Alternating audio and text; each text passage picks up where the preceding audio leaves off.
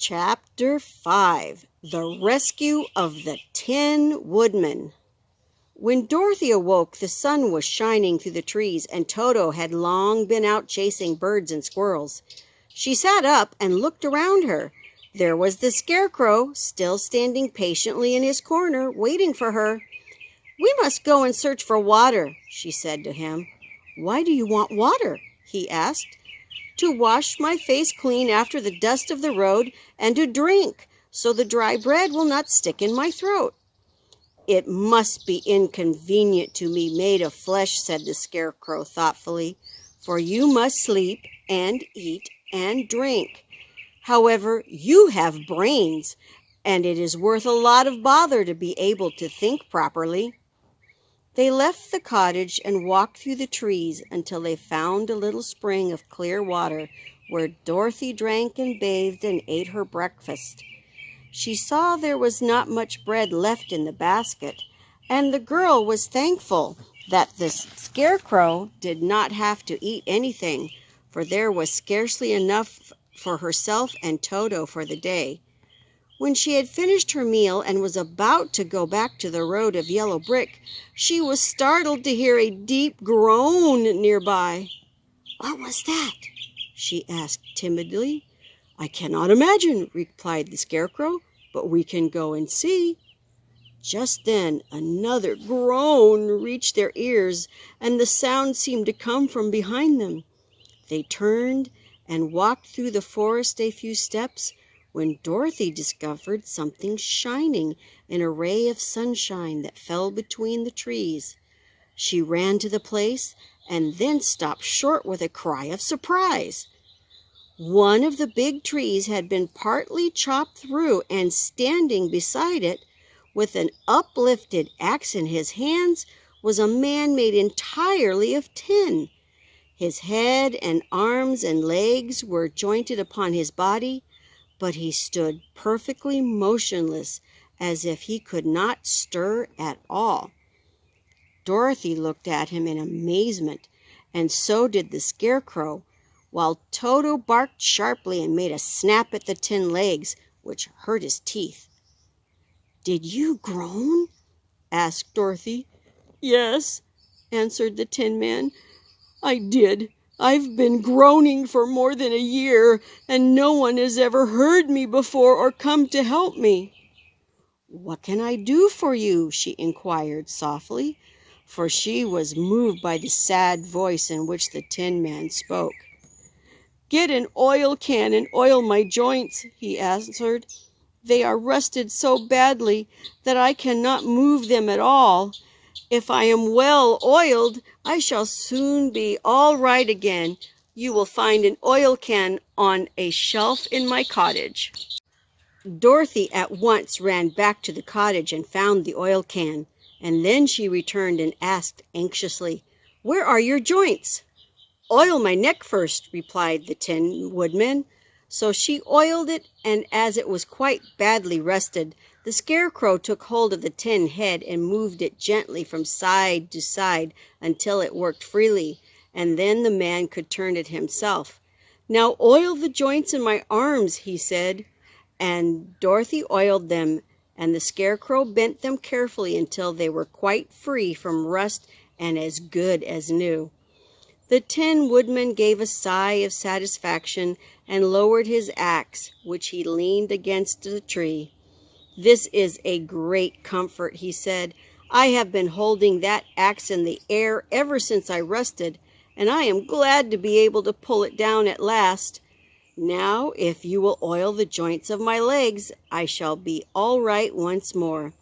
So they oiled his legs until he could move them freely, and he thanked them again and again for his release, for he seemed a very polite creature and very grateful. "I might have stood there always if you had not come along," he said. "So you have certainly saved my life. How did you happen to be here?" "We are on our way to the Emerald City to see the Great Oz," she answered, "and we stopped at your cottage to pass the night." "Why do you wish to see Oz?" he asked.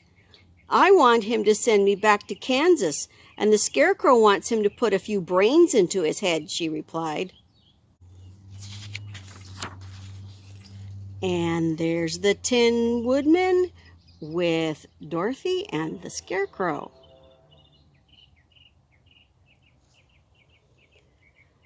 The Tin Woodman appeared to think deeply for a moment. Then he said, "Do you suppose Oz could give me a heart?"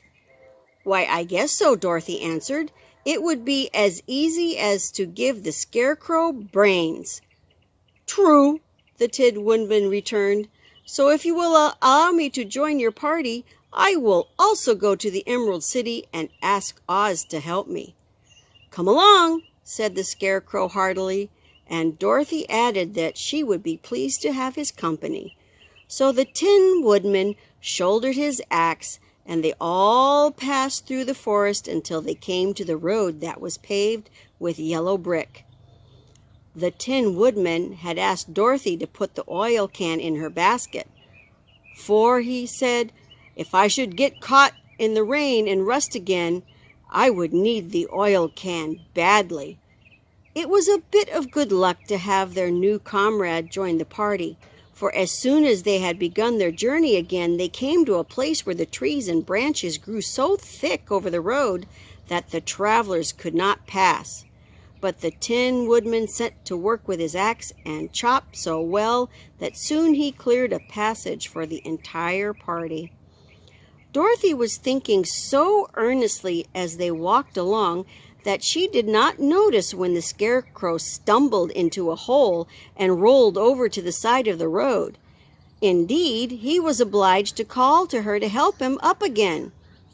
"Why didn't you walk around the hole?" asked the Tin Woodman. "I don't know enough," replied the Scarecrow cheerfully. "My head is stuffed with straw, you know, and that is why I'm going to Oz to ask him for some brains." "Oh, I see," said the Tin Woodman. "But after all, brains are not the best things in the world." "Have you any?" inquired the Scarecrow. "No, my head is quite empty," answered the Woodman. "But once I had brains and a heart also. So having tried them both, I should much rather have a heart." "And why is that?" asked the Scarecrow. "I will tell you my story, and then you will know." So while they were walking through the forest, the Tin Woodman told the following story. "I was born the son of a woodman who chopped down trees in the forest and sold the wood for a living. When I grew up, I too became a wood chopper, and after my father died, I took care of my old mother as long as she lived.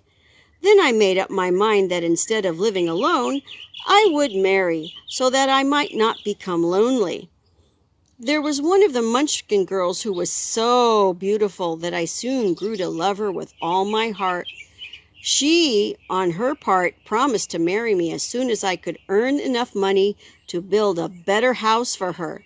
So I set to work harder than ever. But the girl lived with an old woman who did not want her to marry anyone, for she was so lazy she wished the girl to remain with her and do the cooking and the housework. So the old woman went to the Wicked Witch of the East and promised her 2 sheep and a cow if she would prevent the marriage. Thereupon the Wicked Witch enchanted my axe, and when I was chopping away at my best one day, for I was anxious to get the new house and my wife as soon as possible, the axe slipped all at once and cut off my left leg. This at first seemed a great misfortune, for I knew a one-legged man could not do very well as a wood chopper. So I went to a tinsmith and had him make me a new leg out of tin. The leg worked very well, once I was used to it. But my action angered the Wicked Witch of the East, for she had promised the old woman I should not marry the pretty Munchkin girl.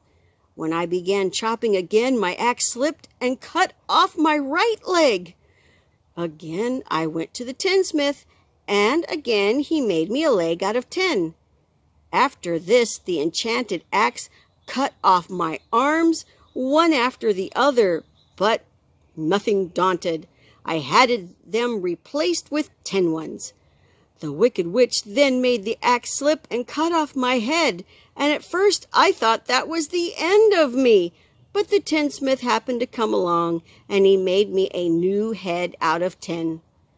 I thought I had beaten the wicked witch then, and I worked harder than ever, but I little knew how cruel my enemy could be. She thought of a new way to kill my love for the beautiful Munchkin maiden, and made my axe slip again, so that it cut right through my body, splitting me into two halves. Once more the tinsmith came to help, and made me a body of tin, fastening my tin arms and legs and head to it by means of joints, so that I could move around as well as ever. But, alas, I had now no heart, that I lost all my love for the Munchkin girl, and did not care whether I married her or not. I suppose she is still living with the old woman, waiting for me to come after her. My body shone so brightly in the sun that I felt very proud of it, and it did not matter now if my axe slipped, for it could not cut me. There was only one danger, that my joints would rust, but I kept an oil can in my cottage and took care to oil myself whenever I needed it.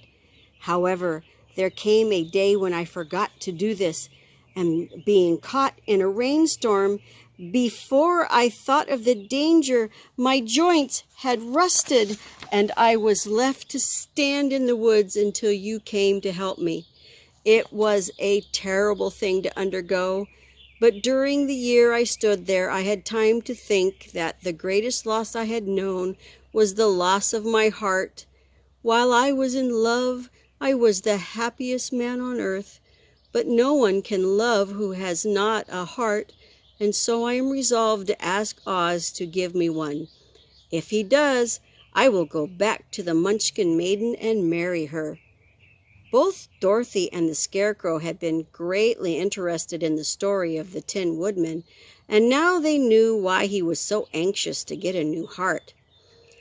"All the same," said the Scarecrow, "I shall ask for brains instead of a heart, for a fool would not know what to do with a heart if he had one." "I shall take the heart," returned the Tin Woodman.